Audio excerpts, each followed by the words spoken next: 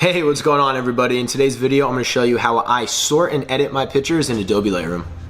All right, let's dive into Lightroom. I just recorded this tutorial and my microphone wasn't recording. So that was a solid 20 minutes down the drain. So anyway, once you're loaded Lightroom, click library. And what you're going to do is click this bad boy right here, add folder. And what we're going to do is find the folder you want to upload. I never imported an individual picture, so I'm not too sure how to do that. But I keep my shit really organized. So today, for example, I'm going to have the photo shoot with my boy Oscar. And, click import. This is the folder, so it's going to import all your photos. What I like to do after this, I like to go into develop mode. And the way I sort my pictures is there's so many different ways you could go about this. I'm not sure if there's a right way, a wrong way, but this is my workflow and I find it very beneficial. So my first step is I flag my photos. And how I do this is by clicking U, by removing a flag, or P, as in picking a flag.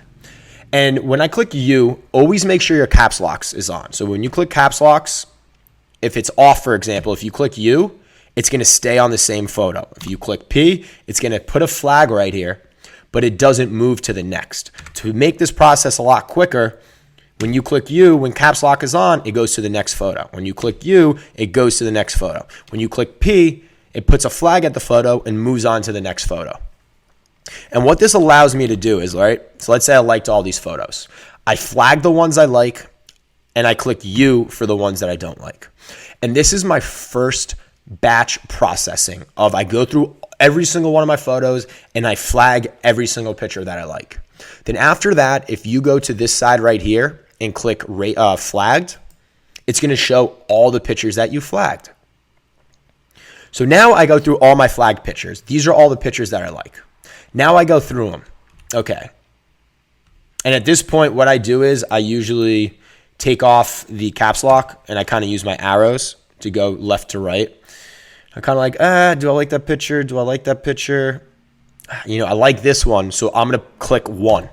You could use your number pad. You could use your keyboard on top. And now with 1, it's setting another rating towards it. So now when I go to my next setting, and you can keep caps lock on as well. If you want to just, 1, I don't like this one. You could click 0.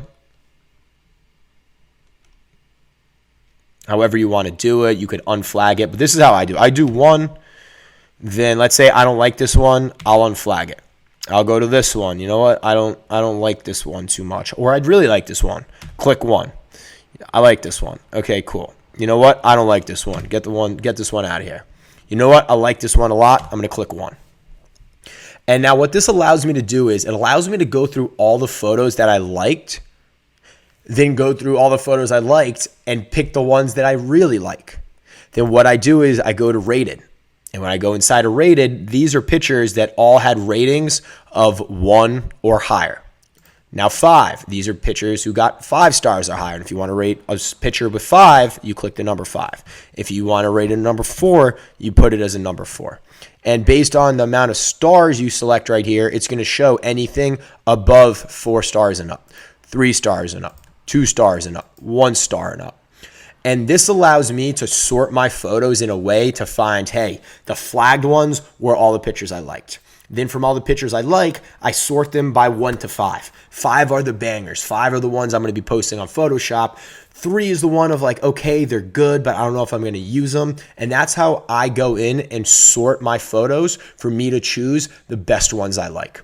Like I said, there's millions of ways to go about this. However, that is my personal workflow. So now what I'm going to do is I'm going to go into basic color correction. In another tutorial, I'll go into the tonal curve, the hues, the saturations, the luminance. I'll go into split toning, detail, lens corrections, effects, camera calibration. I'll go into all that shit, but right now I'm going to give you basic color correction. What I like to do, to be honest, I like to go here on my presets on the left. If you don't see it here, click this over here, go to auto tone and auto white balance. And one thing I like to do is if you click Y on your keyboard, it's going to show you the before and after. I always like to reference it just to see how far my editing has come. So I don't know the technical terms to what these actually do to the picture. I just know that through years of using Photoshop and Lightroom and using a camera, that I know how they manipulate my photo. And the way I learned is quite simple.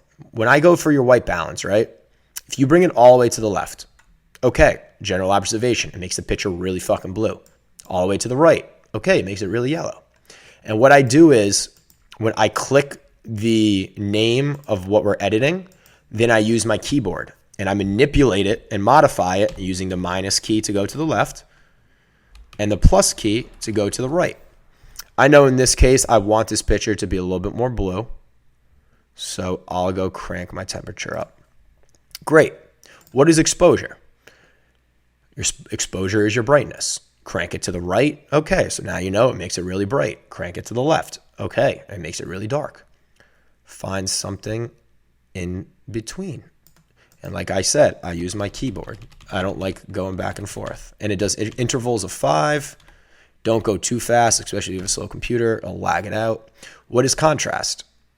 Oh, it makes it really flat. If I go all the way to the left. If I go all the way to the right, it brings out the shadows. It brings out the colors. And, let's go find... I like to find a sweet spot using my mouse. Then I'll go in and kind of tweak it using my keyboard. No, like that. Cool. What is your highlights? If you don't know, let's see. Crank it to the left. What's getting manipulated? Crank it to the right. Okay, so the highlights are obviously the whites in the picture. And I like my highlights right around here. I think that's a good point. You know what? That looks great. I click Y. Okay, it's looking a lot better than my before and after. This shirt's a little bit more pink, so let me lower the highlights a little bit more. Great. Coming along great. What I just said that 3 times. What are your shadows? Hopefully you guys know what shadows are. Like I said, I like to always go left, right. I like to find a nice sweet spot right there. Now let's go edit. I think that right there looks great. Let's go see the whites. What are the whites? The whites are the whites in the picture, or overall the entire picture. So let's go. I like that. Look at the difference. So much better. What are your blacks? Oh, surprise. It's the blacks in the picture. And I think that looks really nice. Clarity, bring it to the right. It brings out a lot of detail. Bring it to the left. It makes it super soft, almost like these girls on Instagram's faces. That's how they get this is how they get that effect.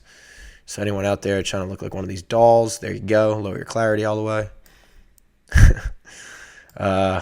Vibrance is kind of bringing out the colors more. I'll keep this around 10. Saturation, desaturates the image, takes away the color. This oversaturates it, brings out all the colors. And you don't want to go too crazy with this or the clarity. But that's how I do basic color correction right here. Like I said, I'll do another tutorial that goes in more in depth on how to get your picture a little bit more nicer. Because as you could see, I used all these effects on this photo, and it's a completely different vibe if you really look at the colors. Look at the pinks and the blues here versus here. These pinks and blues are really popping out. I messed with the whole black. In my opinion, just the photo looks a lot better and a lot more colorful. Pinks are flat in here. And that's because I was messing around with the hues, the saturations, the luminance, the tonal curves going into the camera calibration. So I'll do a more advanced tutorial, like I said, but I hope this tutorial found you some use. So I hope after this video, you guys have a better understanding of how I edit, batch, and go through my photos using Adobe Lightroom. If you found this video useful, feel free to like, comment, subscribe, and I really appreciate you guys. Peace out.